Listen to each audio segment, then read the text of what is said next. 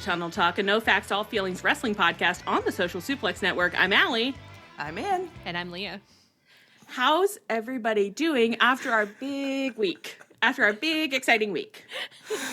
I honestly don't, like, I keep being like, what's going on with me and my body? And it's like, I'm having a lot of, like, cortisol reactions. Like, isn't that the stress hormone? Could be. Yeah, it is. It's very weird because it's like I was so stressed out beforehand, so now I have kind of like a euphoria / exhaustion / like I don't know what day of the week it is. Plus, I mean, the holidays and whatever. It's been weird. Well, because we had... It's a liminal time anyways. We have been awaiting the moment of this interview for a little while. Like, maybe some of you thought this month, like, wow, they're not doing their best work. These aren't the greatest podcasts I've ever heard. I mean, partly it was a little bit of stress about what was going to happen to us. And I'm sorry to say that because they're just nice, normal men. Hey, they're nice, normal men. They were so really great. Nice, normal men. They were really nice. They, like, were perfectly pleasant and could not have gone better. I'm very happy with how the interview went. But holy shit, that was a lot of shit. I don't know how people who interview celebrities regularly do it. Yeah. I guess the more you do it, the less every individual interview matters. But we really didn't want it to go bad because then we might have had to leave wrestling forever. Yeah. So. That is what one of my brothers said to me. I reviewed the experience. My brother created a little app for reviews, so I reviewed it just as an experience. And I was like, interviewing the Young Bucks, it was like exhilarating in its way, but too stressful to get a full 5 stars. So I gave it 4 stars. Nice. And my brother was like, "Oh, probably like once you do a few more of them, it'll be really much more 5-star experience." And I was like, "Oh yeah, once we're the go-to podcast for interviewing wrestlers, probably it'll be fine." Yeah, some of our beloved listeners have been saying things like, "Who are you going to get next?" No one. Yeah, get Swerve on there. No, that's not.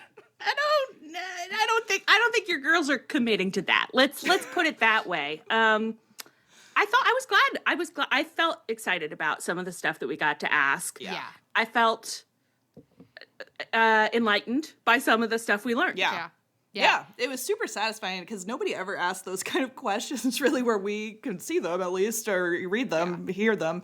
Yeah, and like even stuff where it's like I know they have to pivot a lot because of like injuries and stuff, but I didn't think about like, oh, NXT did something similar like the same night, or like the network doesn't want you doing properties that they don't own. It's like, oh yeah, that makes tons of sense. But then I kind of came out of it like it's a miracle that booking is ever anything resembling good. I know. Yeah, I had that thought too when they were talking about like how many times they've had to change their plans for like the EVP stuff, or even like how do you plan your character arc if you keep thinking you're about to lose the belt and then you keep it, like whether or not you hold the belts has a significant like impact, especially like on a character like the EVP gimmick. And how you're trying to like pace your story. It's just like, and I think Yeah. we've always like felt like, oh yeah, I get that sometimes they think they're going to do something and then they won't be able to do it. And that's why we end up seeing like weird pacing or you're getting kind of the same beat over and over again.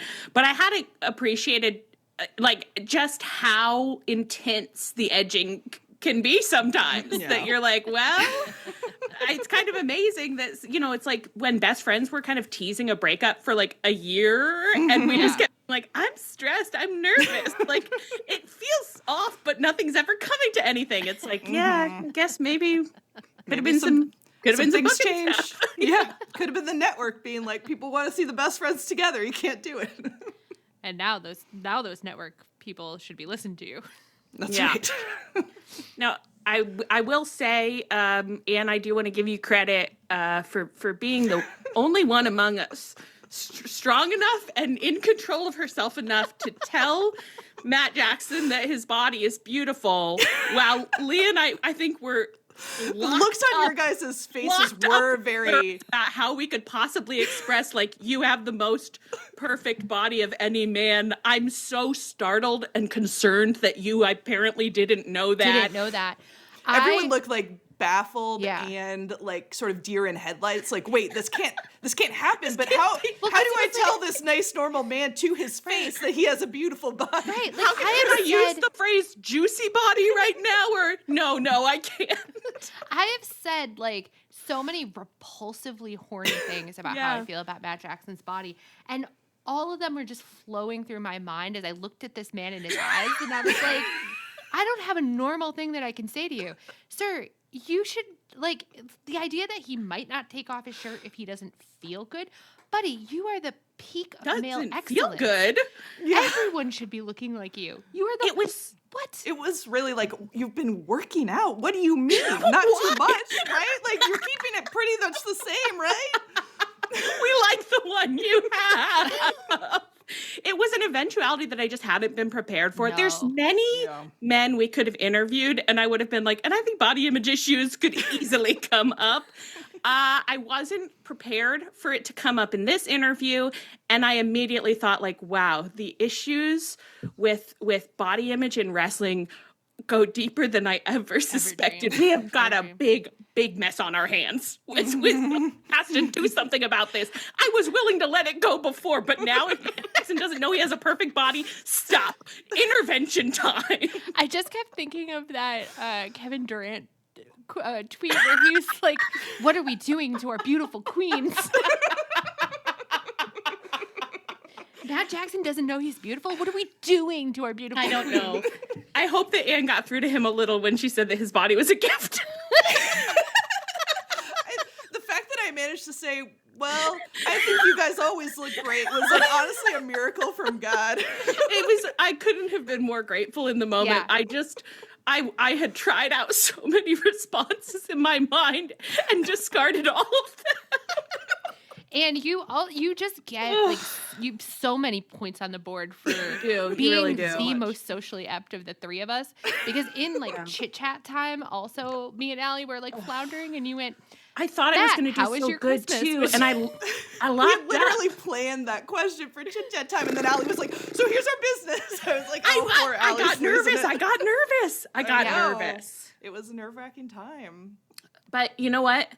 We've always said we're a three-legged stool, and I think each of us showed up as a leg that day, and I do think that we could not have gotten through without three strong legs, and we did it. we did it. And that is why we're so lucky as to have been aggregated by Fightful this week. God bless. This has been absolutely the craziest experience. It's wild to see like publications that like are just like our podcast was mentioned on like Sports Illustrated. Like, Yeah, that was crazy. That's weird. I don't know about that. I think it's funny to get aggravated too, though. Like, I just keep being like, oh yeah, this is our hobby. This is just our hobby podcast. Right. And you're making money off it? Well, I guess. I don't think you should, but we don't make money off it. So. Right before we came on here, Fightful aggregated something about Orange Cassidy that came from our stunning question. Tell us something nice about the best friends, which I loved. Many thanked us for that question.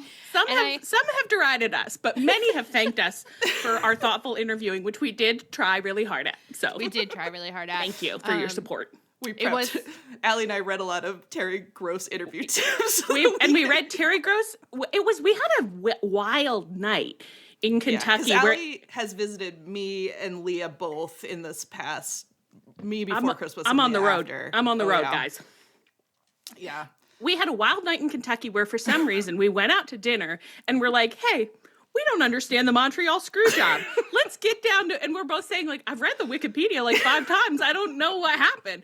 So we really got down to business together at dinner. And I think we understand it now. because we understand it now. And then big brains. Well, just cut all of this. The whole point is just that we read Terry interviewing Brett, I believe. I think. She interviewed Bret Hart, yep. And it was a read weird the whole interview. Transcript, and it was a weird interview for sure. Didn't give us a lot of tips. Well, anyway, so we interviewed the Young Bucks. That was on what day was that? Last Saturday. And you guys know what happened last Saturday. It was World's End. So we just had to leave interviewing the Young Bucks and be like, guess I'm just going to watch the pay-per-view World's End now. But so we didn't really do a great job at that. No, I'd say an all-time bad job from me. Yeah. Pretty bad job. For sure. Yeah. Plus, you guys were watching in person with Sarah and her sister, so you were not super online. So I was No. just like typing alone. I was like, I don't like this experience. We were spending a lot of the show getting aftercare, like making people tell us, like, yeah, you were so normal when you said that in your interview. Yeah. No one's going to be mean about that. Also, I was crossfaded. I was really high and really drunk at the same time. She tried to drink a goblet full of limoncello. Yeah, I did, and I got yelled at about it. Everyone just kept being like, "It's a sipping liquid," and I was like, "Okay, well, I don't think anyone called it a sipping liquid. Megan did. Like she said liquid. Yeah, it was that struck me as like very funny. I don't know. It is very funny. Yeah. Yeah. Do you So think people are going to love this part of our podcast? Yeah, I know. It's like we could do whatever we want. Yeah, we can. It's our podcast. But yeah, World's End I really processed pretty badly because all I kept thinking about was like, I wonder how I did. I wonder how normal that was. And so we really needed every single person who reached out to us to be like, you sounded really normal. You sounded civilized. I didn't hear you slobbering. I didn't hear any kind of like heavy breathing. You guys did great. I really needed that. Equally, thank you to everyone who reached out and said we sounded normal, but also thank you to King of the North for saying you guys stayed freaks. And that is the line that we tried to walk. You must be yourself, just not to the degree that some may be used to. So thank you. Okay, any overall thoughts on World's End, the pay-per-view that we didn't process well? Weird Looking back at pay-per-view. the card, I was like, yeah, I don't care about most of this, so I guess that also contributed to me not processing a lot of it. It's the second year in a row that World's End is just like looking at the card, I'm not interested, and then the actual execution wasn't that interesting. Like, Yeah, what is it was about like it this was pay-per-view? fine. I wasn't like mad. It was just like I had a real hard time focusing because I kept being like, remember how we interviewed the Young Bucks like 3 hours ago? That was part of our, but I also felt like it was reasonable to say, like, is this the note we're ending the year on? Yeah. It's the end of the whole year. This is how we chose to go out? No one wants to show up that week between Christmas and New Year's. Seems like nobody wants to work this week. Well, let's get into the storylines, and perhaps I'm excited to find out what all of us are able to produce about the events of this week. So the Continental Classic wrapped up at World's End. So we had Ospreay versus Fletcher, which Ospreay won, Ricochet versus Okada, which Okada won, and then we had Ospreay-Okada finals, which Okada won, and he retains the Continental Classic belt that he won not from the Continental Classic. He won it off someone this year. Yeah. Eddie. Oh, God. I miss Eddie so much. I was thinking about that. back, I was like, please. man, when Eddie won the Connie, now that was some emotions. I had some feelings about that. Last year's Connie was so good. I know. Last year's Connie was so good. Well, let's start. We'll talk about Ospreay Fletcher. So that was the opening match of the pay-per-view. It was, I thought, a really good match. I had a great time. Yeah, they're really, really good wrestlers, and I could tell that they were like really like putting their all into it. I just wish that like they had done like a little bit more promoing about each other, so that like I think if I had been like scripting the promos, it should have felt like the whole Continental Classic, they were like scrambling to get at each other. They wanted it so bad. They were dying for this moment. They're both working really hard to get there so that they get their hands back on each other, but it kind of like it was kind of a little bit disjointed, but the match itself was still really good. I really like I think that they have great in-ring chemistry, and they're both really good wrestlers, and the bleeding was great, but yeah, the bleeding was incredible. But yeah, I know. I feel like I want to give them credit for being some of the few people who like tried at telling a story in the Continental Classic, but I didn't end up feeling very invested in it, unfortunately.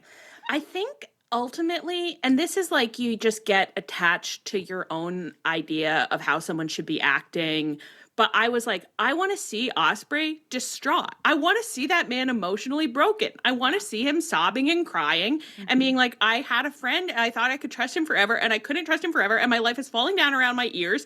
And I like, even with stuff when he was being like, Darby, we could be in the foxhole. I'm like, you should be weeping as you say this. You should be like, please let me be in the foxhole with you. I'm so alone. And Darby's like, don't care. Absolutely don't care. See you later. Yeah. Yeah. I agree. I agree. There should be a thing where he's like, you know, like I've always had friends at my back. I've always had friends, and now I'm alone and I don't know what to do about it. And Ricochet, can you just be like slot back in? And Ricochet's like, no. Ricochet's decided to become a heel, so he's bullying Ospreay. Let's get a little of that. Ospreay, I really like you, okay? I want you to be pathetic. I think you need a little turn in the pathetic machine. Yeah. I agree. Yeah. So I work on that. But he did, instead of being pathetic, he had a really beautiful crimson mask. And that was cool too, I will say. Cool. It was killer. One of the best ones I've seen. Yeah, amazing. And he knew it too, because then he did a backstage segment with Renee after the match, still covered in blood, you know, promising to beat He was Okada. like shaking his head, and it was like, blood drops are going to be flying onto Renee. Like, be careful, buddy. I'm sure that outfit is nice. If you're backstage at AEW, you just gotta accept it's time to fluid bond. You're gonna be fluid bonding and also and need a dry cleaner. Yeah, I think Renee has talked about all the blood stains they've left on hotel pillows because she's married to Mox. So, you know. Okay, so then next up we had Ricochet versus Okada. I would not say that this match was especially noteworthy. Agree? Yeah. Yeah. But after Ricochet lost, Swerve came out to taunt him, and they had a whole segment where Swerve was being like, seems like someone did not win the Continental Classic. And it seems like he sucks and he's you. And he had Prince Nana out distributing toilet paper to the crowd. And then he said, we're going to wish Ricochet a happy new year on the count of 3, 1, 2, 3. And everyone threw the toilet paper and on to Ricochet. And the thing that I thought was noteworthy was this looked really good, which I didn't expect it to. It looked incredible. It went great. I was like, wow, you really couldn't control how that was going to go, but it went perfect. Well, I was like, am I being worked? Did they like have plants in the crowd that like were thrown, like knew exactly how to throw it? Because there was like two toilet paper rolls that curled around Ricochet that it just looked so good. And I was like, just random wrestling fans have that kind of aim? I love the idea of them having like all the undercard wrestlers are backstage practicing their toilet paper trick shots to make sure they can get. But I think it must have just, I don't know, maybe I am getting worked. I thought it must have just been random fans. And maybe I'm just underestimating how good like toilet paper always looks when you throw it. It went great. The whole thing went great. And I thought you could see there was a moment on Swerve's face where I think you could kind of see him being like, "Ooh, that worked." Yeah, I thought so too. So I guess we'll do this now because I didn't put it somewhere else. So the Ricochet Swerve stuff continued this week on Dynamite because Swerve, Roddy, and Jay White had a 3-way match for the #1 spot in an upcoming Casino Gauntlet match. And Jay White won, partly because Ricochet was hiding in the crowd, and he popped out holding a pair of dressmaker shears. And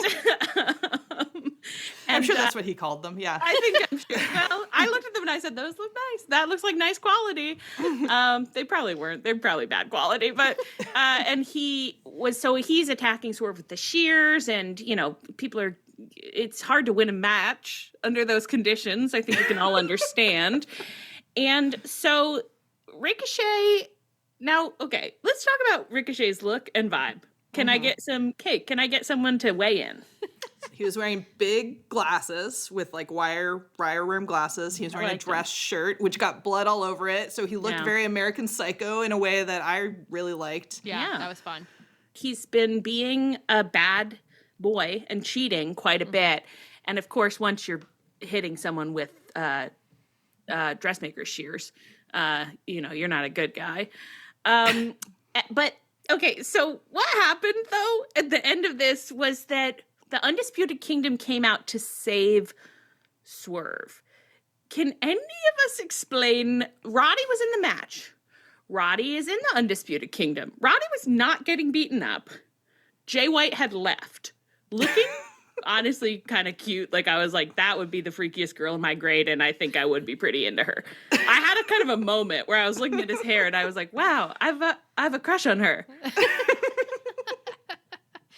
Yeah, no, I couldn't explain anything that was happening because, like, the Undisputed Kingdom came running out as if, like, they were protecting Roddy, but Roddy wasn't even in the ring while the beatdown was happening. So I think he might have gone to get them or something. I think he got in the ring with them. Yeah. And then I was like, maybe we missed a segment where the Undisputed Kingdom are in a fight with Ricochet. Oh, it's possible. I don't think so because they were all MJF focused until 35 seconds ago. So Was it just supposed to establish them as faces, which they're not? Might have. Right, Right, that's they're crazy. not, but Hey, yeah, that's insane. it's so insane. Although I think technically they think they have been this whole time. So I know they think they have been, but it's like, I know it's insane. Yeah, footage not not checking found. out. Footage not found. that's not adding up. Now, did you like when Jay White won this match? Did you like when he mounted it was Roddy crazy because to it was win like he did mount Roddy, Yeah. but it wasn't quite like I want to fuck him. It was like a dog mounting for dominance. Yeah, it was like his body has instincts his mind don't know about. You know, it's like he's doing it, and then afterwards he's like, God, what was that? Who can never be sure? It just felt right in the moment. I really like Jay White. Like sometimes, like the nonsense that like I don't know Collision does. But every time he comes on Dynamite, I'm like, oh, I do like Jay White though. He's a freak. He's a full freak. Yeah, I kind of feel like he's most ill-served when he's not allowed to be such a freak. The freakier he is, the more he intrigues me, and I want to know more about him, and I maybe want to take a ride with him in his car. You know, There's so many people whose freak instincts are being repressed right now. Like Kyle O'Reilly, it's like they're doing some kind of normaling kink, I guess, and I don't care for it. I'm like, okay, well, when you put it that way, now I'm interested. Yeah. It's just Jenna Mulroney and Paul. Paul Lastamy. Yeah. Yep. Kyle's at Bed Bath and Beyond. Like, I haven't climaxed once. Okay. And then we got Okada Ospreay, second to last match of the night. I'm sure some people said the match was very good. I know they did. I'm not accessing it right now in my mind palace, but Okada won, and Christopher Daniels came out like, I should be giving you this belt, but I can't do that anymore because I'm an EVP, but there's another man who can give it to you. And then the doors open behind him, or the curtain or whatever. The Wizard is back there, and that's Kenny Omega. And Kenny Omega comes out, and he's dressed nice for us. And he takes the belt down to Okada, and then we have many long minutes of the belt, you know, giving the belt and holding the belt and looking at each other and looking at each other some more and leaving and looking at each other. And then that was Kenny's return to AEW. What'd you think about it? Crazy. That was a crazy way to do it. Like, I'm sorry, Christopher weird. Daniels said, I've got a new messenger boy. He's going to do the work that I'm not going to do anymore. Kenny, would you take this note to the teacher? Like, what the hell are you doing here?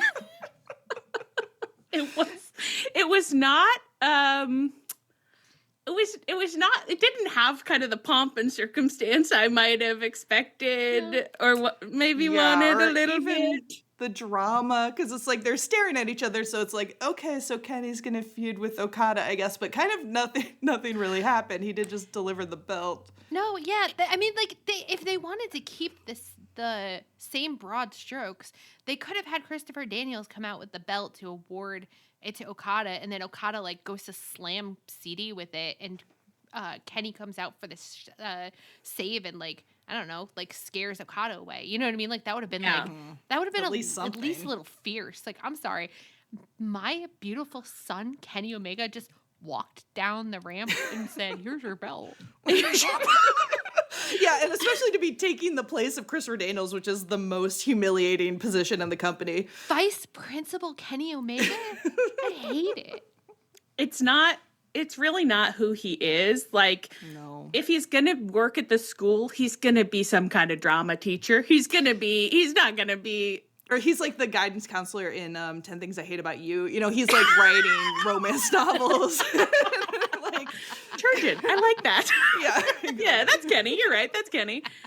Yeah, it didn't feel. I thought there was something really strange about it. Actually, between a number of the matches, and again, we were a little crossfaded, but I kept being like, "Why are we staying here for so long?" It just feels like we've been in the post.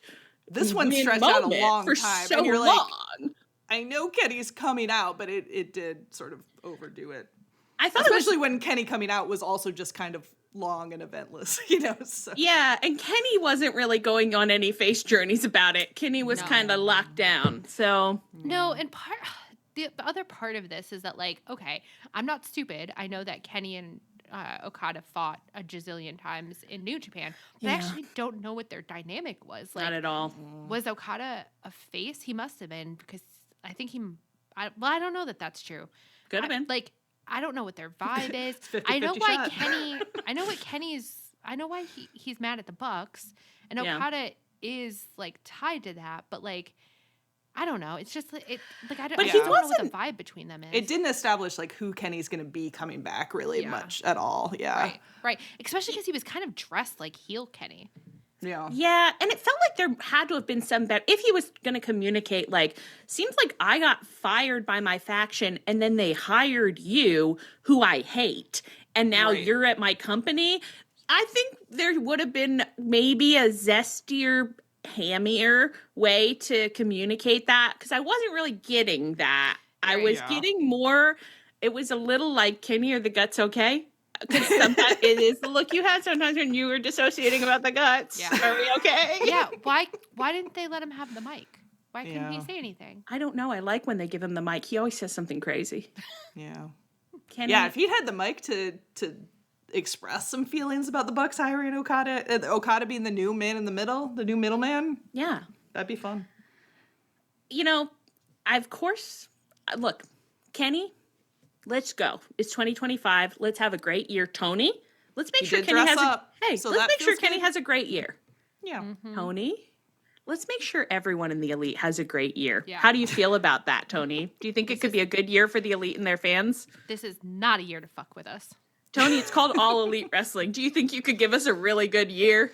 You're putting so much money into those Elite. You want to get your money's worth, buddy? He says, time will tell. Well, girls, who knows? Who knows what I'll get, what the worth they will be. Let's move on to the other big event of Wrestle Time, World's End. They should have a pay-per-view called Wrestle Time. That would be fun. Wrestle Time sounds pretty fun. That's a pay-per-view for the goofs and the gals. You know? Okay, so Mox, Orange Cassidy, Hangman, and Jay White main evented in their 4-way match. This match was kind of up and down. Would you say? Yeah, it was fine. Like, Allie, you said something that I think was extremely right, which is that I don't think Mox should have been in that match. I thought the match was working best when Mox was out of commission. Like, after I guess they did the Shield tribute and they all powerbombed Mox together and then he was out for like 10 minutes or something. That was the part of the match where I was like, oh, this is starting to cook. I'm liking this. And I love Mox. So, you know, there's something about the structure of the story and the match and stuff that just wasn't working. Because then when Mox came back, it was like, oh, it's not working again. I think I don't know if this is right, but it feels like, you know, they really didn't, the 3 contenders really, like, didn't have, like, the whole storyline leading up to it has been, like, they couldn't cooperate together to take down Mox, so they just ended up having to turn on each other. So it's, like, the moments when it was them, like, ripping at each other, trying to, like, get to the top of the pyramid, that felt compelling and fascinating in watching it. But when Mox was also in it, it was just sort of like, well, like, I would want to see this as a singles match, you know? Yeah. Yeah, you're right. That is probably what the problem was, that Mox hasn't actually been very involved in the storyline, which is interesting. Right. It's like one of these guys has to win, which, obviously now it's Jay White, and then they can move into a feud with Mox. It's like Mox is kind of, he can't be in this because he's going to be in the second part. He's going to be in part 2. Yeah, I don't know. Well, so they're having this match that we're struggling to comprehend, and we cut to Christian with his clipboard case. We cut to Hook, who also is still involved in that storyline, which I guess is still a storyline because Hook did fight Nick Wayne on the last Rampage, but that's a little difficult for me to kind of wrap my mind around. And then Mox ended up pinning Jay White for the win. I think there were some shenanigans involved. I think maybe not. And but then who should burst out the tunnels but those guys we love to see the most, FTR. And they really did come out right at the end, just as we like them to.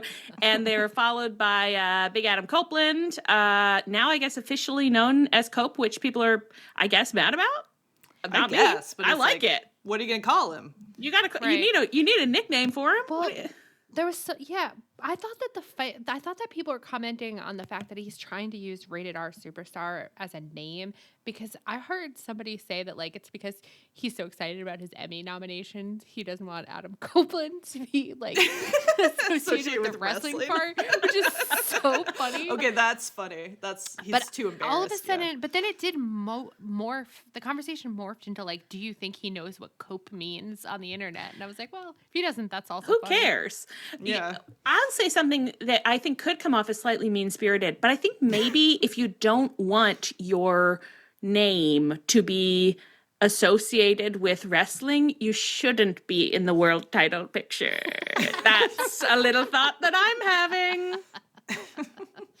It's sort of like, well, you can't wash the stink off you once you've got it. Yeah, I think if you've been a wrestler for like 30 years, you're kind of going to be associated with wrestling, so... I like calling him Cope, and I don't have any problems with the slang associations. I think it's fun and normal, so that's my opinion. Cope came out with FTR. They are rated FTR.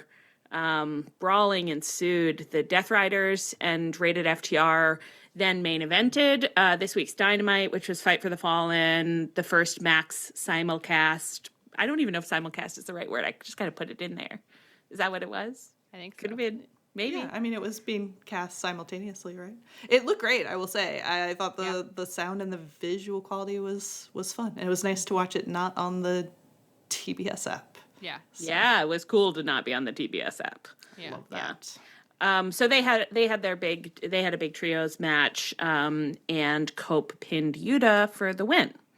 So, okay. Well, where do you want to start? What do you want to talk about? Cope's return. Thoughts? I feel like I have so many complicated feelings about this because I like Adam Copeland. I really do. Yeah, like I do. I like him. I'm glad to Same. see him. I'm hoping he's going to come back and do something fun and sexy. I hated that he came back with FTR because every time FTR is in a match, I'm trying not to watch it. Yeah. Like, so that sucks. I also am like, well, I don't think Cope should be going for the title right now. Yeah. Like, that's not really that compelling to me, but I don't like, especially because like the Death Riders do need something, and I just don't think it is Cope. And No. like, whatever. But like, also to me, I'm like, Cope hasn't done anything that I didn't like yet, so maybe it'll be fine. Like, I don't know. I think we liked some stuff more than many others did. Like, I loved Cope's little evil promo where his own head was, the shadow of his head was on his shoulder. You know what I mean? I think that one did not go over well with many, whereas I was like, I thought that was great. I loved it. Yeah. So, and you recently reminded me that he was the one who caused the period spill between Malachi Black's legs. Oh, yeah. Yeah. That was beautiful. Iconic moment. Yeah. I feel like also, like, I'm having a hard time, like, sorting out my own actual feelings about a lot of this because I think the internet, like at least our circles, has turned on the Death Rider story really hard and also has gotten really negative on Christian and Cope, which is totally fair. Like people can have whatever opinions they want, but like I'm a little bit like, what happened in November that we all hate this like so much? Because I still feel like it's not like scintillating, but I'm not like that mad about it, and I'm not that mad about like Cope and Christian, to be honest. So it's like, I don't know, like if Copeland's just gonna take a little run at the title and lose it because, you know, Darby's gonna win it later or whatever, it's like, I mean, that's fine. I don't really care. I guess sometimes I do think I'm like, well, lots of people have to not get the title before someone gets the title. So you'd have to let people not get the title. Should it be other people not getting the title? Perhaps. But I'm not sure. But then also I'm like, why does Cope want to come back into this storyline when all I think everybody wants to see is for him to fight and then kiss with Christian? I thought they were going to fight and kiss. Christian, of course, is in this. He's in the zone here somehow. Right. I don't know what is going on with him. He hasn't cut a promo in quite a while. I thought they were shunting him back off into the Hook thing and out of the title picture, but then they're not, kind of. So it's a little unfocused. And it's weird for Christian or Cope to come into the title picture without the Christian part coming up. I don't know. I think it's starting to feel a little like they're like, oh, we won't use this person. They'll leave the title picture room and someone else will come in, and then all of a sudden, like 10 people come from the back of the room. They're like, there's no door out. We're all just in here. Did you know that? We're all still in here. There's no way out. Because MJF was also talking, like, he's going to make a play for it. It's like, oh, we've got too many people here, really, at this point. This is a tight kitchen. It's a galley kitchen. We don't have room for all of you. Everyone's in the kitchen holding a pan being like, can I get one of those burners? And we're like, there's only 4 burners. 4 at most. So they're kind of cuddling up. It's like Hook, Christian, and Cope are sharing a pan. I guess your bodies take up a lot of space too. I think this Death Rider storyline is so interesting because like the EVPs did something similar over the summer, and I felt like that started really strong and I was really into it and it was really fun, and then it like kind of stretched out and got weaker and like it was like, this isn't really working. And then Mox started doing this and I was like, oh, I'm really into it, it's really fun, started strong, and now it's kind of having the same issues of like getting stretched out and not really working, which I think is interesting. It's like they have to commit more if they're going to do like a taking over the promotion thing, I think. Well, that's the thing, is that like if your gimmick, and I think this is what the EVPs ran into, is like if your gimmick is that you're taking over the company, then it has to ricochet down, not to use, not to use his name in vain. Yeah. Down throughout the company. You know what I mean? You can't be like, I'm taking over the company, but actually it's just that you took over the main event scene. You know what I mean? Right. Well, it leaves me feeling like it's like when Supernatural fought God or Buffy was fighting the first evil. You're like, it's too much. Heels need like small achievable goals. Yeah, you know what it's I like, mean? where do you go after that? Right.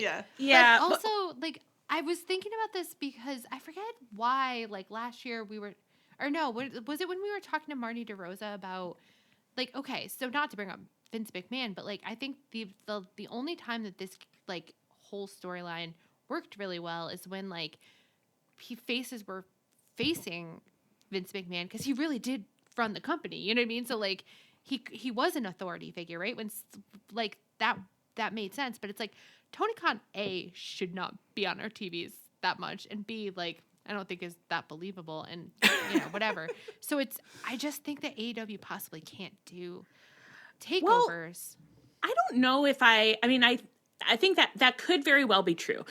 The other thing I'll say is that, like, if a group is running roughshod over AEW and being like, we're going to take control of this company, then I need to see the material impacts of that. And they have to probably become quite pronounced. Like, it really should be like, an episode of a TV show where suddenly you're in your normal, like, Sunnydale High, but it looks like an apocalyptic ghost land. And it's like, God, what happened here? And it's just like, you haven't heard about the Death Riders? Quick, like, get it. They already said it. It's like the paintball episode of Community. But you want that feeling of just like, oh, something is going crazy here. And like people like you want to see them being kind of scared. Like, they're like, I can't sit and give an interview. I have to go hide in a broom closet. Like, it's not safe back here. Yeah. I think you could get away with that. I mean, some people still wouldn't like it. I think that would make sense, but there hasn't been that kind of they started it, right? When like Danny Garcia and Private Party were like rounding up like. Yes, but they said that they were worried about what the backstage was going to be like, but then we didn't see actual examples really of like backstage, Right. because it was like they were coming out and beating you up in the match, but it's kind of like, that's wrestling, baby. That's just wrestling. Some You should randos see come out and beat Mox you up by the ring. That's normal. Yeah, you should see Mox like walking up to lower card guys and being like, hey, you're gonna fight him, and I don't care if you don't like it, and like throwing them in the ring. Yeah. You know, like doing anything just to like run things and terrorize like the little guys. Or he's like slapping plates out of people's hands, and he's being like, you don't get to eat. Honestly, You'd only probably- eat if you win. Going full comedy with it would probably be the best way to go, which the EVPs were doing more. I know. The EVPs were giving us what we wanted because they were doing those little backstage segments where you're like, oh yeah, I wouldn't like to work there. That would not work for me, brother. Yeah. So I don't know. But then Mox has also leaned more into like clearly is some kind of cult leader thing, which I don't think was that. I mean, I don't know. Maybe some people are like, yeah, that's been obvious the whole time. But he really leaned into it the past week or two. And so he's giving these speeches where it's like, oh, yeah, you're a religious zealot. I still don't really know what your vision is because, it's mostly playing out just in like winning in matches in the ring. Yeah, right. And beating people up sometimes after the matches, which again, like those are just normal wrestling. Yeah, things, that's pretty much normal wrestling. So, I don't know. Do you want to do... Oh, yeah. Oh, there's all this other stuff. Well, do you want to do ins and outs for Mox, though? Yeah. You got to explain what... Oh, yeah. I guess I'm like, everybody knows. Ins and outs is you do like, stuff that it's 2025. It's a brand new year. Stuff that is in for 2025. That's what we're leaning into. Those are the vibes we're chasing. Stuff that is out... Those are the things that maybe we did a little too much of this year, and we might have to cut it out in the year to come. It's doing New Year's resolutions, but like it's a trend piece. I told my mom about this actually, and she loved it. She was like, oh yeah, I did ins and outs. It's like, yeah, it's way better than resolutions. Yeah. It's producer Marjorie got us into it. Thank you, producer Marjorie. The best. I think more for Mox, I want more of the cult leader stuff. Like, I think that does work for me. So, like, if he gets more into like this, like his riddle thing would work there, the silver tongued, like only through me you can find salvation would be better. I'm gonna say ins backstage bullying. Yeah.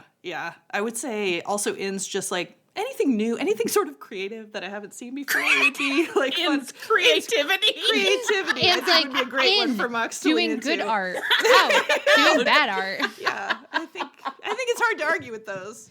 But Anne, I don't think Mox means to do bad art. I don't think he does mean to do bad art. He means to do good art. But he's trying to do good art, but sometimes we fail. Sometimes you gotta change. Sometimes you gotta change it up. Try and get it right. Okay, let's move on to what else was going on with Cope TR, I called them. I think I'm kind of boycotting Rated FTR because I'm so annoyed. Cope TR had a backstage interlude with Big Bill and Brian Keith on Dynamite. This wasn't transcribed on AllEliteWrestling.com for some reason because Tony's lazy, I think. But I think Cope was just being like, I'd love to touch Jericho. Could I get a touch of that guy? And Big Bill was like, well, he's not here right now, but I'm sure you guys could touch at a future date. Is that how it went? I think so. Unfortunately, the Bucks describing wrestling as touching is definitely going to be something that we really changed us. Would you say that helped you become a woman again? In that interview, I became a woman. Wow. They'll love to hear that. So I guess they're going to be doing trios wrestling. I guess. Yeah, that's real annoying. To be honest, again, I like Cope, but I'm like, well, I don't pay attention to the trios division anyways, so I guess no. Cope.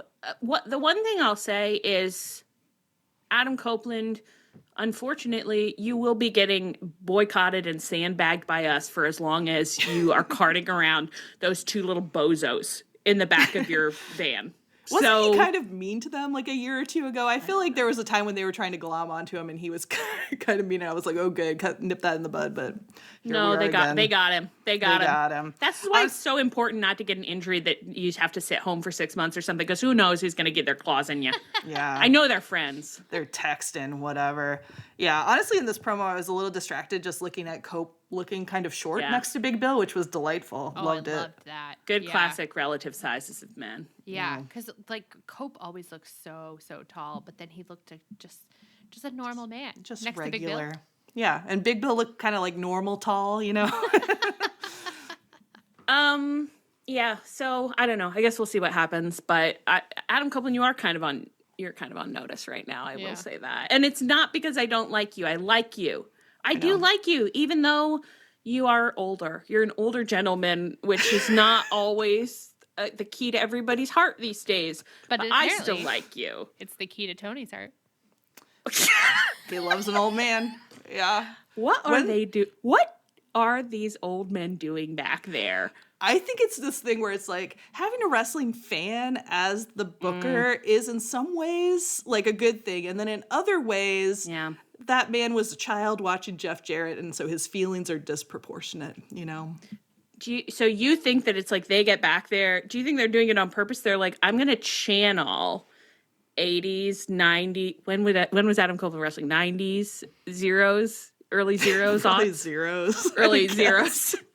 I'm going to channel my early zero self, and I'm just going to kind of tower over Tony Khan, and he's going to feel like a little baby again, and his eyes are going to go so big and excited, and I'm going to say, God, I'd love to have a big old shiny belt.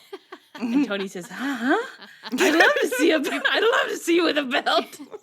You keep using that gimmick that I remember from when I was a child. I'll give you anything. Jeff Jarrett, you want an all-in moment? You got it.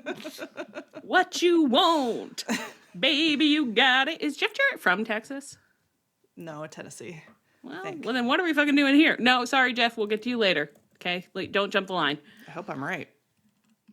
I'm not worried if you're not. Orange Cassidy and Hangman came to blows repeatedly during the World's End match where they could not get on the same page about defeating Jon Moxley. So later, OC cut a promo in which he said that he's kind of at his wit's end. Nothing he's doing is working, and he doesn't really know what to do going forward, but he's going to start by dealing with Hangman. And so they got scheduled for a match on Fight for the Fallen Dynamite, January 1st.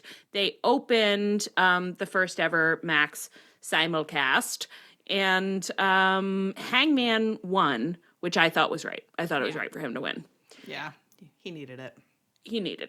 What did you guys think of the match and, of it happening at all and how it went? You know, I feel like sometimes, like, people think that we think every match is horny and that, like, every match has, like, sexual, like, connotations. It was very fascinating to watch this match. It was interesting. Which features two men that I love a lot. And I have, like, felt... been like those men do sex to other people. They didn't really do sex to each other. They didn't. That was which comrades was in arms. Surprising considering how much they were burying their faces in each other's crotches, you know, but it still didn't really have that I want you energy. Listen, it was very professional. It was very professional. And we're not knocking the moves. I loved the moves. I loved seeing some of these two of my favorite wrestlers moves. To watch, really. Beautiful bodies, beautiful men. Hangman, what's going on with your body? I hope you don't start changing up your workout routine because you look fucking perfect. You are a perfect man, and I think you know it. Yeah. So don't change a thing. But yeah, they didn't have that zazazui. They didn't have that. Mwah. When they were, like, facing off, like, before the four-way and, like, having little interactions, I was like, ooh, this is a little charged. Like, I'm into this. And then when they got out there, just the two of them, it was like, oh. It was interesting. It was good game, buddy. Yeah. Good game. Yeah, they were two guys who really wrestled a match. And they just wrestled. And hey, everybody kept their pants on. That's okay. That happens sometimes. We'll allow it. It was interesting. I was thinking about us asking about chemistry and being like, this isn't quite what the Young Bucks were talking about. I don't think that they necessarily think of chemistry exactly the same way that we do, but And it was interesting too because it was like a good match. So in a way, it was like fun good time. I liked it a lot. chemistry. But they really, and I don't know if they had done a little build for more build, Maybe, you know, like maybe. 2 one-on-one build, like with kissing pose. Would that have like gotten them there a little more? Like hard to say. I do Maybe, maybe not. wonder. I do wonder if one of Hangman's tweenier versions, like if he were in more of a space of like, I want to be good, but I keep being bad, and I hate myself, and you're reminding me of the ways in which I hate myself. I think that could have lit a fire way more. But it felt a little kind of straightforward. It was like OC's. Yeah. Well, don't you think that maybe also part of the problem is that like they're each of them served as a replacement for Mox for the other. You know what I mean? Yeah. It's like they both would have rather be fighting Mox again. But that can That's be true. very sexy. Can be. But it wasn't. But not here. in this case. Not in this case. I just want to say, let's not throw that baby out with the bathwater. Okay? No, we can look at that. Well, I think they're both kind of in a weird place alignment-wise, where it's like Hangman's been heely, but now he's getting less so, and OC has been a big-time babyface, but now he's all in black and kind of doing depressed. whatever. He's depressed. They haven't really done much more than he's pretty depressed. Which is funny because it's like since It's hard to feel sexy when you're depressed, you know? It's true. But since his family fell apart, he's just been low-key in the back of every promo being like, I wish I was dead. And nobody will address that with him. No one. Renee's the only one who checks in on him, and even she hasn't for a while. It's really pretty sick that Kyle O'Reilly has left him in this condition. Like, it's like, you're the only thing that was kind of bringing him a little bit of joy, and you just left for your ex-boyfriends, and now you're in a faction with them, and you guys are faces, even though you left this depressed man alone. I don't think so. I do not think so. Disgusting behavior. Christopher Daniels also ran out. Oh, at the end of this match, like Hangman won, and then he had like really hurt OC's neck. So OC was clutching his neck, selling for his life. Beautiful boy. You did such a good job. Yeah. And very erotic. Not aimed at Hangman, but it was an erotic image. Oh, yeah. Generalized eroticism was in the air. And Christopher Daniels came out to yell at Hangman, and that's what happened. So Christopher Daniels is still working. He still has a job. Yeah, he got fired, and yet he's still doing all the same tasks. So that's interesting. Like, did he get demoted, like salary down, but responsibilities the same? They said, we're having to eliminate positions. We do not have a vice principal position anymore, but we do have an unpaid internship that we could give you. And you will be doing all the same things as you were doing as the vice principal. Yeah. And he's just like, well, it's not a great job market, so this is what's happening. I don't want any gaps on my resume, so I'll just keep While I'm doing it. job hunting. He's like, at least if I work here, I can sneak into the cafeteria and get some mini pizzas, and that'll keep me going. So that's what's going on with him, I guess. Okay. Mercedes Moné and Kris Statlander. Oh, did you guys want to do ins and outs for OC and Hangman, actually? Roll it back. Ins for OC. More depression. More depression. Deeper depression. Deeper, darker I want to see that depression. man cry. God, I do. Oh, I really want to see him wail. In crying, for sure. I'm like, I want to, at some point, realize that we haven't even seen him fully process his losses. And suddenly he's like, my husband was killed in front of me. My son will never return to me. I am Han Solo. And And honestly, then he sob. right, like since Dustin got fridged, like he's been on this quest for like revenge, right? But it's like once you fail at that quest, that's when the depression is really going to hit you, you know? Yeah. Once you stop moving. Oh, that's when you die. I want to watch that man sink like a stone to the bottom of the ocean. Fountains of Wayne. Outs for either man? Outs for OC, I feel like this isn't phrased well, but it's like all these people he picks up with no real emotional connection to, out with the one night stand, that 6 month stands of people you're just like standing next to, but not connected.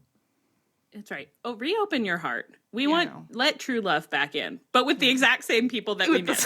Hey, let's bring back those exact same people we miss. Let's get our Chuck Taylor back. Let's get our little Greggy back. Let's get our Kris Statlander back. Time to be good again. Time to be friends. Perfect. I love that, Anne.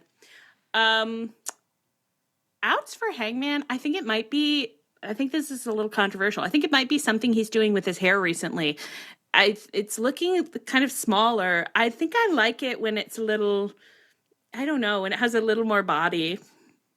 So I don't mind it. I think it looks terrible, but like in this way that like he should look terrible right now because he looks like on the edge, like he's not caring for himself. So I don't mind it right now, but it is clearly a character choice. Yeah. He stopped using conditioner when he heel turned, but I mean I agree that it's depressing to look at. I accept that, but I think I'm ready to see that man look beautiful again. I have a similarly controversial potentially out, which is that out with the fire pants. I hate the fire pants. I hate looking at them. I don't think they're good. I want new pants. I don't mind them, but pants out. Fire pants. I will defer to my co-host who feels much more strongly and say out with the fire pants. Let's get a new pair. Let's get a new pair. Do you have an idea for him? What do you think he should be wearing? Trunks. Oh, hell yeah. Get them back. Everybody's in trunks this year. Hey, last year mustaches, legs, this year boy. trunks. At our pumps for us, it's going to be trunks mandatory for everybody. You don't think, will people be able to ask for, like, submit a doctor's note and be like, I have to be allowed to wear long boys? Yeah, I don't know if we can put OC in trunks. I don't feel comfortable about that. Okay, you're right. You're right. I'm scared. Yeah. Jean trunks. Little jean trunks. Oh, those might be cute, though. Little jean shorts? Short shorts. Yeah, if he did Daisy boy Dukes. shorts. Can we put Daisy Dukes on him? Yeah, let's okay, do that. yeah. Okay, he's in Daisy Dukes, Yeah, absolutely. All right, girls, we did it. We did it. We'll handle it. Daisy Dukes. We'll handle it on a case-by-case basis. Each Right, wrestler can come talk to us, and we'll have a conversation. And I think we'll workshop it and we'll workshop it, yeah. Well, it's like the same way that we want you to come to us to talk through your narrative arc. You will come to us to talk through how you'll be expressing that via the medium of fashion. And we'll find some stuff you never would have thought of, you funny little guys. And we'll tell you some nice things about your body, and you just listen to us. You don't listen to the internet, you listen to us. Look away from the internet, look at me. Look right at me. Stop and look at me in my eyes. Look at me in my eyes. I will say to all of our wrestlers what I desperately wish I could have said to Matt Jackson during an interview. Stop listening to freaks on Twitter and start listening to freaks on Tumblr. Yes. You need to understand that every single one of you, I'm not saying that every person in the world is looking at you and saying you have the most perfect juicy body of all time, but someone is. Yeah. Someone is. And you have to that person, play to your audience and say, I am beautiful in every single way. And they're out there saying you are beautiful in every single way. I think this is legitimately good advice. Like, I really legitimately think that all wrestlers should be like, this is for the creep on Tumblr who's obsessed with my body. Yeah. For that girl I see in the crowd every week. As long as that person is maintaining reasonable boundaries from a wrestler, we do not advocate for not having boundaries. No. But for being a little weirdo with boundaries on Tumblr.com, yes, we advocate for it. And there's nothing wrong with it. And you are better than most men. Yeah. And you could be a man on Tumblr too, though. Well, I'm in a hole. You know what I mean. No, I do. I'm like, okay, back it up. The pervert on Tumblr who is doing the perving is doing it in their own ecosystem. They don't know that the wrestler is getting emotional validation from this person because they've never tried to be in the wrestler's sphere because we don't believe in that. We don't believe in that. We don't believe Tumblr as a whole understands it for the most except for sometimes when we interviewed the Young Bucks. But it happens against that's our an will. accident. Don't worry about it. Just don't worry about it and that's it. And that's it for that. And I think we did maintain boundaries. I think we did a good job. Yeah. Yeah. We said, you look great always. We didn't say anything about a juicy body. You're my present. That was great. That's something we didn't say. Could have said it. Didn't say it. Didn't say it. We didn't say anything inappropriate. We've actually been fine this whole time. What were we talking about? I don't know. What is this segment about? Oh, Dukes? ins and outs for Hangman, which I think we may have gotten there. Yeah. But I think that ultimately what we say to the wrestlers is, you're perfect. Stop it. Don't stop talking to each other and getting kind of weird about your bodies with each other, and like just celebrate your body as we celebrate your bodies, you know? Yeah. And just, I want you to feel comfortable for yourself. I want you to feel good about yourself because you all deserve it. Even Brian Cage. Even Brian Cage. I love you, Brian. I love you. We celebrate even your body, Brian Cage. Your Brian Cage. unnatural, He's twisted like, body. He's like, my body that I've worked so hard. He's like, my body's the most beautiful body. We're like, stop working on it. Stop it, Brian. You've been in there for years. Listeners should know that we asked our friend to Photoshop Brian Cage's head onto Darby Allin's body. Beautiful And then job. all three of us were like, that's the cutest thing I've ever seen. He should do It was that. so good. He looked great. He looked Oh amazing. my God. I loved it. All right. Something else? No, I was just going to say, I'm used to seeing like our terrible Photoshops, which are always an abomination, but this was like by a graphic designer. I was like, wow, that's seamless. Like, incredible. She knows a little more about what she's doing. Yeah. Mercedes Moné and Kris Statlander fought at Worlds, and this was a real slobber knocker. They went in on each other. Yeah, they did. Was this the match? Did they keep shouting stuff like, why won't you die? Or am I? Yeah, they did. And I love that. I love that their vibe is just like, I have to murder you and I can't figure out how. Yeah. And I love just how strong Kris is. It's just fun to see women wrestlers really like being big time strong hunks. Mm-hmm. It does rock. Although I will say one thing about what's going on with Kris right now. Well, so Kris is a face now, and she has kind of, and Anne made her own little face there. And I do agree with it because wouldn't say that I think this has been an amazingly successful series of character choices in terms of, I don't know, like coherence. Mm-hmm. Although, of course, we just heard a little about how there's not always a lot the wrestlers can do about it. But I think she did just get moved around like an action figure, and it was hard to connect the dots. But it just feels like it didn't have to be this way. I know. But she has this new gear that she's wearing now that she's not evil anymore. She's getting into like a new gear thing where she has like a little like headband, and every time I see her, for some reason, something about the cut of the gear too, I just hear, I don't really want to do the work today. I don't really want to do the work today. I don't really want to do the work today. I don't want to do the work today. And I don't know. As a character note, it's not bad, but not amazing either, actually. It is a weird headband. She started it with her Zoolander cosplay. Yeah, she did. Yeah. And then it disappeared, and now it's come back, and I don't think she's doing Zoolander anymore, but it feels like she saw herself do that and was like, looked great, I should bring that back. It's not that it looks bad. I think that maybe I'm just like, I just don't, I want to have more to grab onto right now, and I don't. Leah, did you access in your mind palace the truth of what, we accessed in our mind palace that was Sarah's mind palace. Okay, what did we see from Kris and Willow? Sarah always has access to her mind palace, but yeah. But we have to reach out for special, privileges to go rummaging around in her archives. Mm. Yeah. Well, I didn't see this, but I knew it had happened. That Willow had an interview on Collision, and Kris crashed it to be like, good luck. And so I think she might be trying to like apologize to Willow and get back there. In which case, I'm like. She could apologize to OC too. Maybe they can get the gang back together. And one of you did, or maybe both of you, saw the promo that she did recently. Yeah. Yeah, she was just pretty similar to OC, where it's like, I don't know what to do next, kind of. So it's interesting to have them in the same place when one of them was really bad, and then the other one was just a little bit of a narcissist, and there's no problem with that. That's fine. Well, it would be like, I think people have been speculating that Greg might be nearing ready to come back, and it would be kind of fun if like Kris, Willow, and OC made up, and then it's like Kris and OC get into a van and they go driving somewhere, and then they like beep, and they're like, Greg comes out and he's like, hey, let's just get this band back together. But I want them to fight with Greg after he was so mean to OC. I want them to work it through with Greg. I mean, I need Greg to have an emotional breakthrough in the ring, maybe, where he's like, wow, Leah, I can't with Stop you. it. I cannot. Stop it. OC, has he always been perfect? No. But have any of us, Leah? Have any of us? Has OC ever apologized to Greg?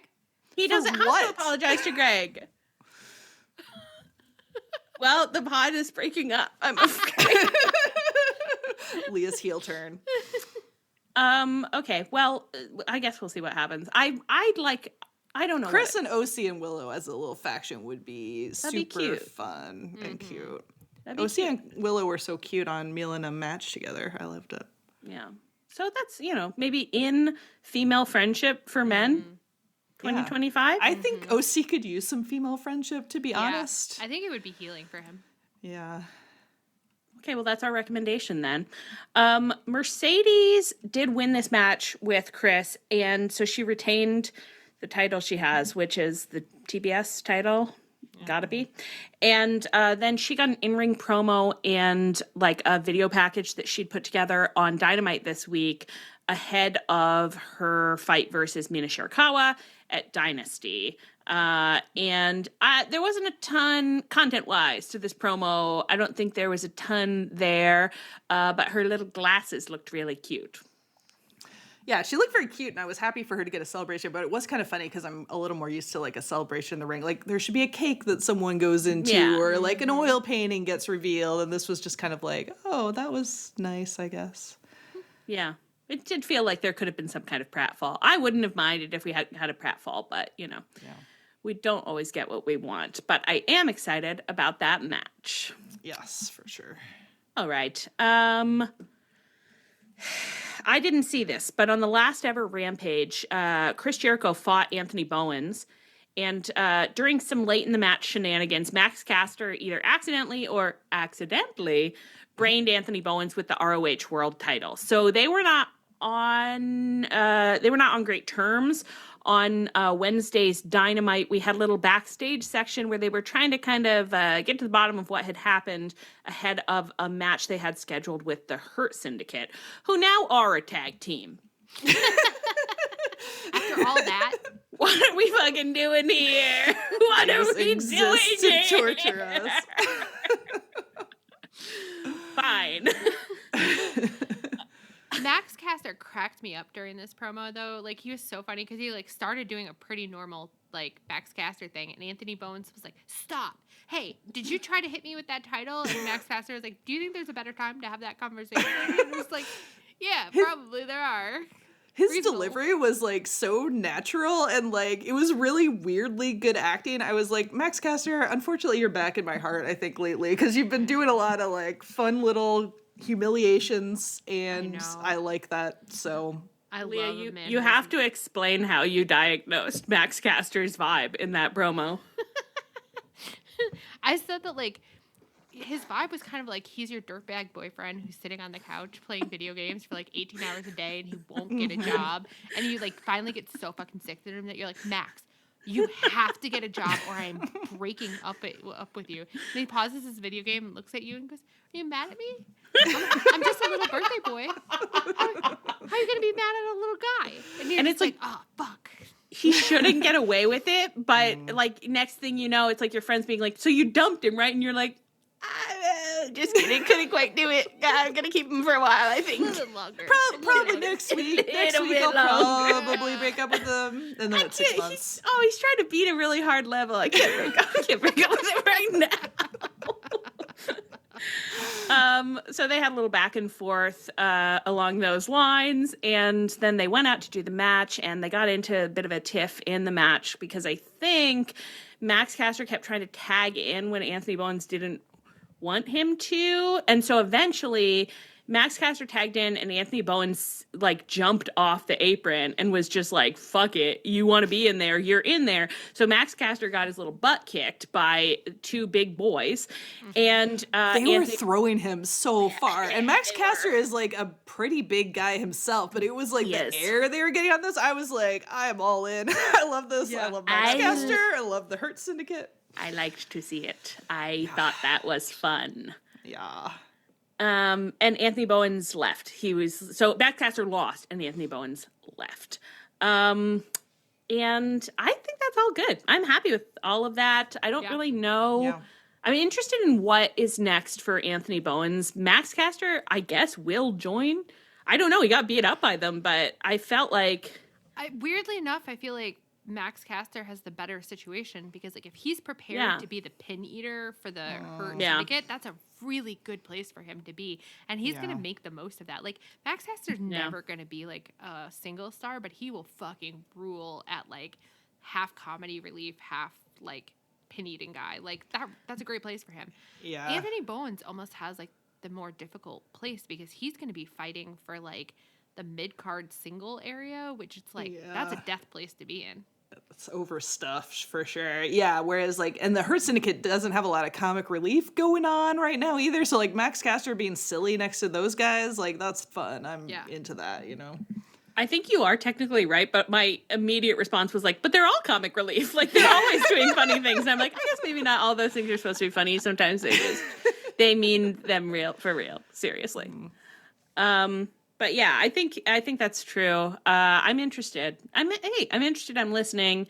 And I think they've executed this breakup like pretty well, to be honest. Like, I think they've paced it out pretty good. And it's extremely believable that Anthony Bowens is Max Caster's best friend who has been tried and tried and tried for years. Yeah. And it's finally coming to a place where he's like, Max, I just can't, like, I can't do that. I've had it. I've had it with you. And it's like, well, it happens, man. Yeah. Sometimes you see like a friendship breakup and you're like, wow, that came out of nowhere. Whereas this, you're like, yeah, I get it. It probably honestly should have happened like 6 months ago. Yeah. It's like you hung on too long. He's been on your couch for so long. And you're kind of like, Max, is this going to make you examine yourself at all? Because like to lose that kind of devotion, and that's something that should shake you up. And Max Caster's just like, I'm fine. He won't be examining himself for many years to come, perhaps ever. He's going to accidentally fall upwards with MVP. You know, MVP is going to put on a nice suit and start taking him around places. Good. I a little fast and loose with the term nice suit about what's going on in that faction, but okay, we'll see. Time will tell. MJF and Adam Cole. Oh, do you want any ins for Max Caster or Anthony Bowens? Ins, little birthday boy. Ins? Yeah. I think more pin eater, humiliation sufferer, a little goofy. Now that's a man who has a beautiful body and has never done anything that I didn't like with it.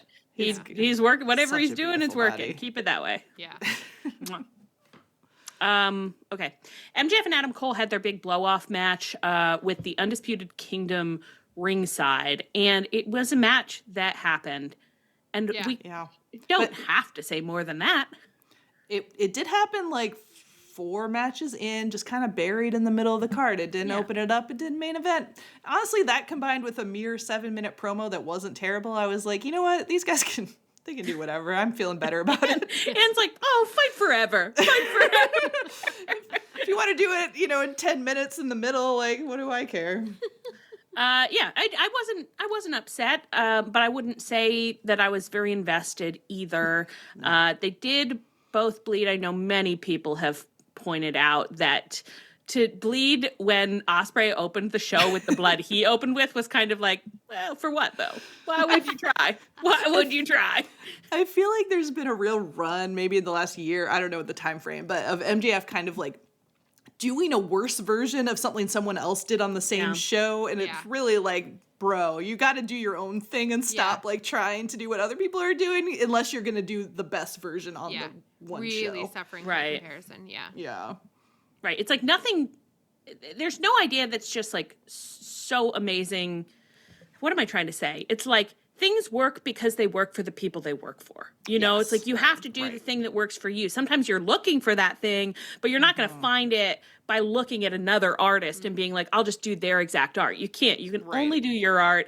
And I know people were mean about your art, so maybe you're feeling a little sensitive about that. But these are, I mean, you are an artist, and these are the problems that an artist has to work through. And maybe you should be reading a little book about, maybe read a little Natalie Goldberg. Oh, yeah. Maybe check out The Artist's Way. Like, maybe maybe we should be asking a little more. Maybe read On Writing, Stephen King. He definitely talks about you got to do what you can do, and you can't do what anybody else is doing. Mm-hmm. Yeah, and MJF really suffers from a lack of authenticity a lot of times too. So it really is like you gotta look inside you and see who's the real guy in there.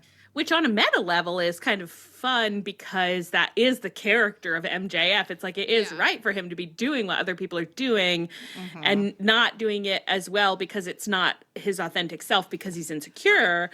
And if he made that the text, that would be fun. That's not nothing. But that's, I mean, that's like the FTR thing too, right? It's like if you actually were willing to plumb your own insecurities to make a like meal out of it, this would fucking rule. But I don't know that you are capable of that, so you probably wouldn't.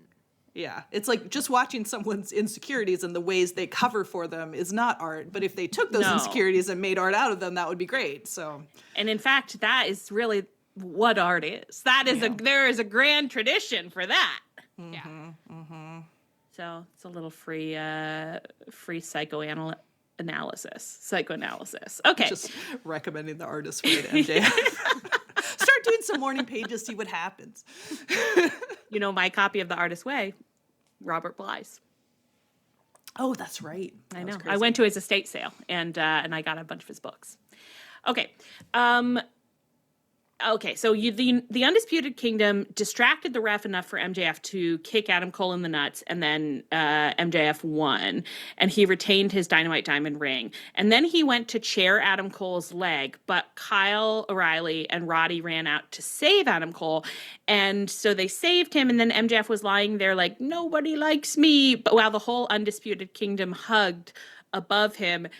And I did kind of think, like, what am I supposed to feel something about this? Was the idea that in this moment I would be experiencing a feeling? Because I'm not. I know. The only time I experienced a feeling really in this whole storyline was, at least the recent iteration of it, was MJF did yell in this match something like, I never cared about you, or something in this like furious and humiliated way. And I was like, oh, I'm interested. And then, of course, we pivoted right away from that into some nonsense I don't give a shit about. Yeah. And then, as we mentioned earlier, MJF had a promo on Dynamite this week where he was like, I miss my big, beautiful belt. I wish I had that belt again. Mox has the belt in a briefcase, which I don't understand. No. Is the belt, like, missing?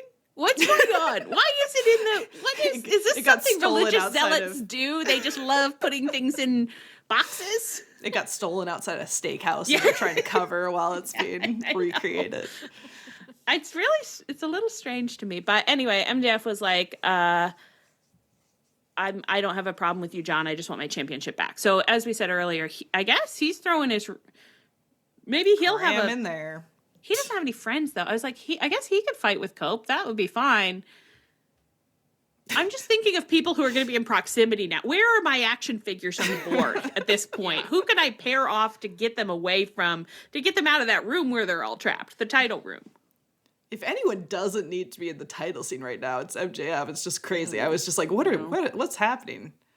Like, please, people are upset enough. We can't have a specter of a surprise MJF hanging over us. Were you guys surprised that he won? I was legit shocked. Yeah, I thought really it was crazy. Think he was. It's so stupid. Well, I think it's just so strange too, though, because I know they want me to forget that Adam Cole was the villain and then came back as the hero, but I can't forget it. So I'm kind of like, the bad guy did win. Yeah. You know that, right? You guys know the bad guy won. Yeah. Yeah, I don't think that they do. It's like, I genuinely do think that they came out to save Swerve because they're like, and everybody agrees that we're the faces. No. Yeah, crazy. They've really lost the plot in like every possible way in this storyline. I just think you guys need to sit down with a whiteboard and you need to whiteboard it and just look at it, okay? And just really, you can't, when you're looking at it, pieces can't slip away from you. Because that's how you start to say, like, this does make sense. And then later it turns out you just lost pieces in the middle. And listen, it's happened to me. Just put it on the whiteboard so you can see it and you can't forget why it doesn't make sense. Or just move on to a new storyline, I guess, and we'll all try to memory hole this if we can. Okay, and then I think our final little topic here is just that Jeff Jarrett fought QT Marshall in the PPV pre-show that some of us didn't see. And I guess it made him be like, should I retire? Which I think is a pretty crazy thought to have after a QT Marshall match. You're just like, wow, should this be my last match ever? But maybe this is what my career has come to. Should I just put it to bed? Okay, and you made it work. So then on Dynamite this week, we had a backstage segment where Jeff Jarrett's faction, who I felt quite fond of in the moment, to be perfectly honest, were just being like, Jeff, you don't want to do this. And Jeff was being like, who knows what I want to do? Jeff Jarrett is always thinking things and deciding whether or not to do them. And his wife came and she was giving him advice on what to do or not to do. And he said, no, old Jeff Jarrett will figure it out. And he went out into the ring and he brought his boots to the ring. Yeah. Which we haven't seen for many years. When was the last time we saw those boots, girls? Maybe Cody. I think it was Cody. I think it was Cody. Toady Rhodes. Toady? So he came out with the boots and he got this promo. You know, you just gotta laugh. Where he was like, I don't know. He was just like, let old Papa Jarrett tell you about a couple things that happened to him in his life. And these are the times when he took the initiative to get the job done when you thought he might have given up. And then he kind of was writing a little bit of a college application essay about it. Yeah. You could see the paragraphs happening. And I was like, who thought this was a good idea?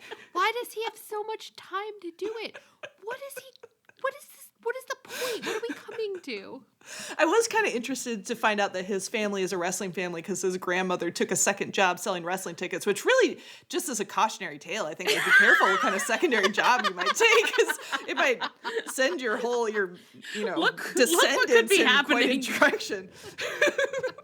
Wow, you're right, Ann. It wasn't, I didn't have I don't have an aggressive objection to it. It's just more comic bemusement of why was this going on? Because of course at the end, and I gather this is what happens every time a man brings his boots into the ring. Jeff Jarrett said, "I will not be retiring." I actually have signed a new contract. The way to really swerve me and to zigzag, to surprise me is to bring your damn boots out and then actually retire. Because I've never seen anyone do it. Yeah. Well, I'm sure we will someday, girls. Because remember, we thought we would never see a man go out on his back, and then we saw it twice in the same year. So maybe. Sorry, Taylor. Dustin, please. Dustin, please come. Please, Dustin, if you can. If you can hear us right now, I hope you can't. But if you can, maybe someone will just tell you. Just tell us about your surgery, please. Did you get it? We were going to ask the Young Bucks, and then we forgot, Dustin. We were too scared. How degrading was it that we asked for nice things about the about best friends, and Nick said, "OC is so talented, and Trent is so fun to be around." And I know Chuck Taylor. I met him. He's the pin eater even when you ask for nice stories. I wish there'd been a way to the time or just any way at all to break back in and say, sorry, you just used Chuck Taylor. That's the love of our lives. Can we just double back on him? A little bit more depth. That's the one we love the most. Has he ever done anything fun? No. He was so quick. He was like, he told such a detailed story about OC and a detailed story about Trent. And then he said, and I've known Chuck Taylor a long time, almost as long as I've known Bryce. And he was like, then he pivoted. He said more about Bryce, just about. And he was like, and Chikara was there. Okay. Hey, love you, Young Bucks. Love you, Dustin, Chuck Taylor. Hey, you could send us a story about yourself, about your surgery, and whether you've gotten it. Please. Yeah, Dustin, feel free to submit that. Our DMs are open. Even if you're never going to wrestle again, we'd just like to know what your quality of life is like. And we want you to be happy whatever you do. But I wish that you would be happy with us again because should we? No, we'll mention it next week. But we're for reasons. We were rewatching some old stuff from, AEW, the promotion we all watch. And when I was watching old Dustin Chuck Taylor skulking around the ring, smacking the ring, and hanging out with his buddies, I thought, wow, is this what serotonin feels like? Is this what it feels like to get a shot of pure joy to your brain? We used to have it all. It used to be good. Girls, remember when things were good? We started saying to ourselves, wait a second, restore the feeling. Yeah, wait, that's right, actually. Restore the feeling. The feeling that got us into AEW in the first place, which was watching Dustin hang around ringside and sometimes take a pin. That's what got us here. It's called BTE mailbag segments. It's called Dungeons and Dragons. It's called a 12-man where Dustin is in the corner not doing anything.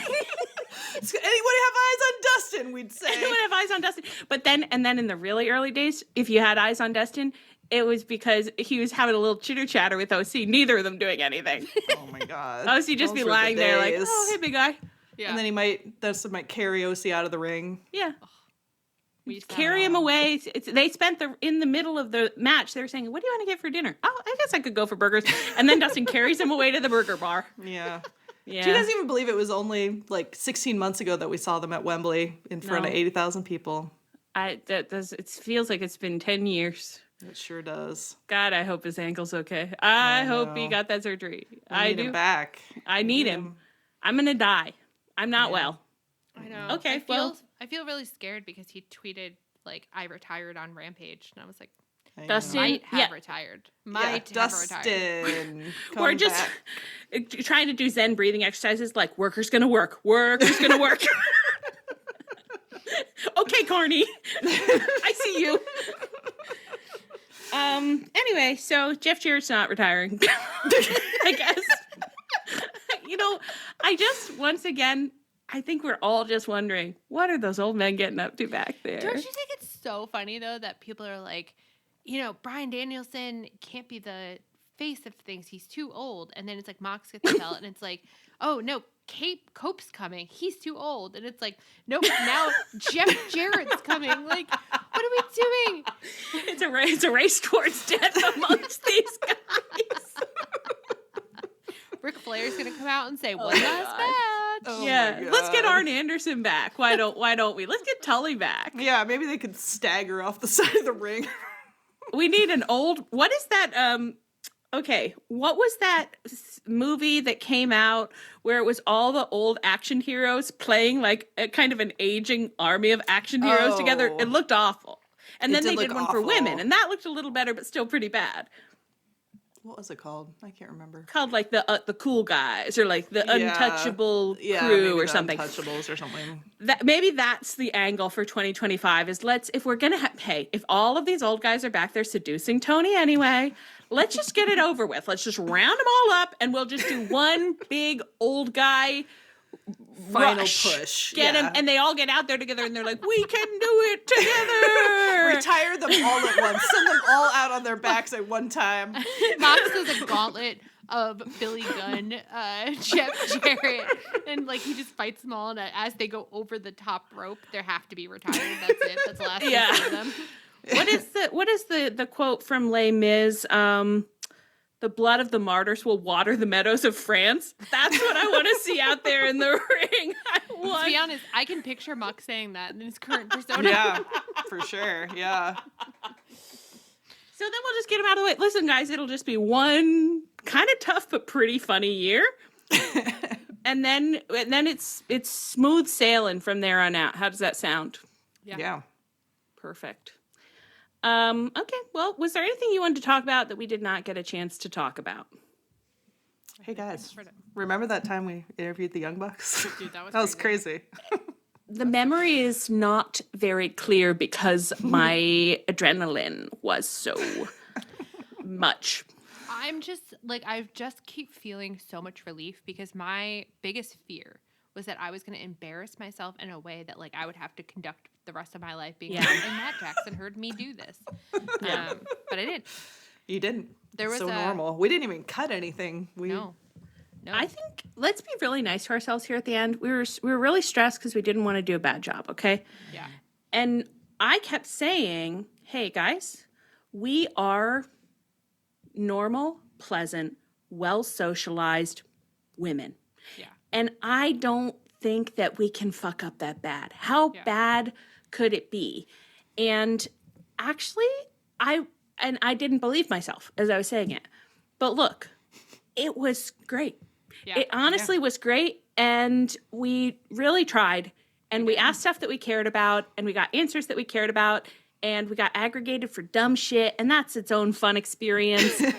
And I'm proud of us. Yeah. I am too. It's been quite a year. We survived. Crazy year. Crazy year. We joined Social Suplex this week, first week of the year, 2024, and then we went out with the Young Bucks interview. So that all of that was pretty as unexpected. Intended. No, exactly what our plan was from day one of this podcast. We thought someday we will join a network, and within a year, we will interview the Young Bucks. Straight to the top, baby. Yeah, this is the culmination of our goals.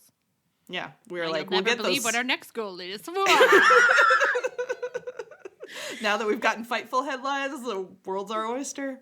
My God, there's really some dummies out there, guys. Did you know this? It's awful.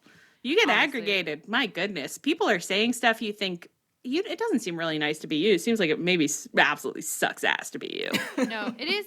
I mean, like, it's not like any of this was new, but like, it's just so funny that like when I see things that I don't agree with on the internet or like I know isn't for me, I just simply carry on and do something else. And there are a lot of people on this internet who say, that's not for me. I'm going to be very mad about it. Yeah. Crazy. Yeah. Crazy. So I think it's better not to be that way. And if you feel yourself being that way, just go talk to a friend. Okay. Or call a hotline or. I definitely think anybody who hated our interview made it to this part. They're definitely still listening now. Oh, yeah. Okay. Well, on that note, I have been Allie. I've been Ann. I've been Leah. This is Tunnel Talk. Our theme is by Kris Corkin. You can find us on Twitter, Tumblr, Twitch at Tunnel Talk Pod, via email, tunneltalkpod@gmail.com. We have merch now, including gas station merch. I think someone tweeted at us and said it's fun that now there's more than a 0% chance of your gas station coming to be. I said, I don't think that's correct, but I love the energy. Thank you so much. I love the idea that the Young Bucks started AEW and they might just now start our punch for us. I don't know. Well, to be fair, we would give them absolute creative control. Oh, yeah. We would. They're not getting any pushback from us. We say what you want to do on Pump One is your business. Yeah. They get zero financial backing, but full creative control. So, we'll have our appealing. We'll have our billions. Actually, we're working on those billions. You can find that merch and much more at chop-tees.com. You can find us on the Social Suplex Network feed, where you can check out some of the other great podcasts on the network. You can find us on our own feed, and you can find us on the Social Suplex Network Discord, where everyone was really, really nice to us this week and also said some really, really fun stuff about Hangman, so go check that out. Please rate, review, and subscribe to us wherever you get your podcasts. My God, you must stay frosty. And as always, please come back next week.